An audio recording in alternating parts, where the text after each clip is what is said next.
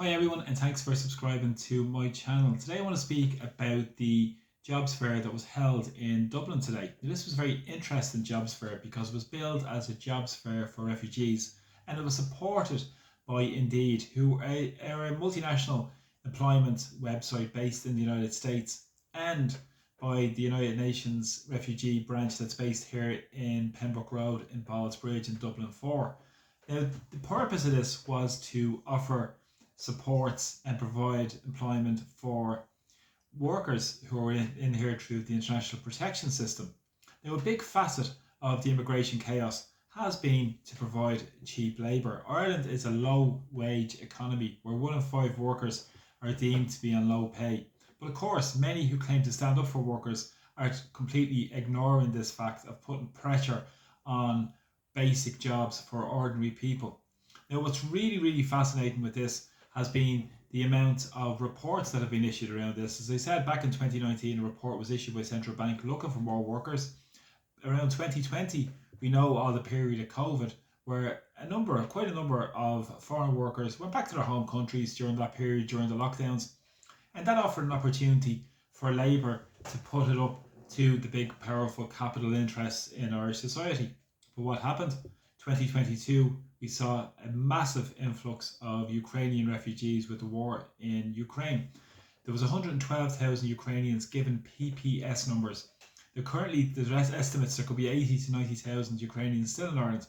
Now, 1 in 4 of those Ukrainians work, and a lot are in low wage accommodation, hospitality, retail, and many other low trade, low pay occupations. But this has always been the agenda of the European Union, in particular the Irish political establishment, who are completely behind this agenda to keep profits high for the very rich in society. And it's really important because inequalities have widened in Irish society, and at the same time, more and more people are struggling to get by day to day, pushing more people into poverty, homelessness, people struggling on hospital waiting lists, and people struggling with the cost of living disaster as well, which has pushed and funneled money upwards in our society. And as I said, this has exacerbated the inequalities, offering cheaper labour to those big employers. Now, this fair that was held today had about 40 to 45 employers at this fair. Some of those went across the spectrum from hospitality, retail, into transport, and also into healthcare. Now, interestingly enough, one of the big hospitality hotel groups were there, Marriott, of course. The opportunity for cheap labour presents itself for big multinationals like Marriott. Dublin Bus also were there, represented, looking for, again, labour, because he said they can't get enough workers here in Ireland. We see an immigration disaster where young people don't see a future in Ireland because of sky high and unaffordable rents, unaffordable living costs in Irish society.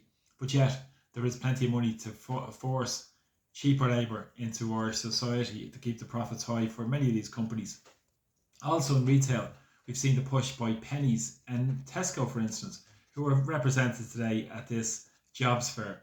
Now, what was very interesting in this was that those who attended this job fair, those employers, had to sign a 5-point pledge affirming commitment to hire refugee job seekers, inverted commas. Now, currently in the international protection system, and back in January, 80% of those who were applying for international protection were found to be not applicable for international protection. And that's according to the Department of Justice figures.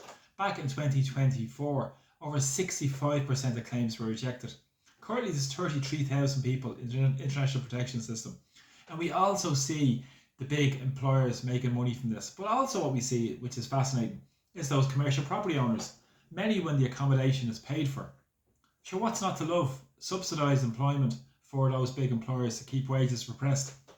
And of course, over the past number of years, the big employer lobbyists have been pushing for no increases to the minuscule minimum wage. The minimum wage was just increased just in January to €13.50 per hour.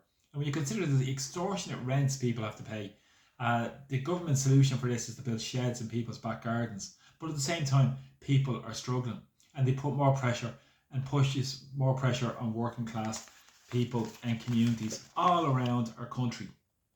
But of course, the Irish government are more interested in being lapdogs for their masters in Brussels rather than standing up for the interests of people here. Because they're pushing this agenda to see Ireland as an economic zone rather than a country.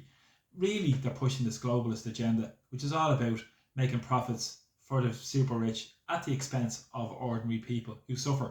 Now, of course, cheap labour is a big facet of this to keep pressure as well on workers and pushing down on ordinary workers who are struggling already.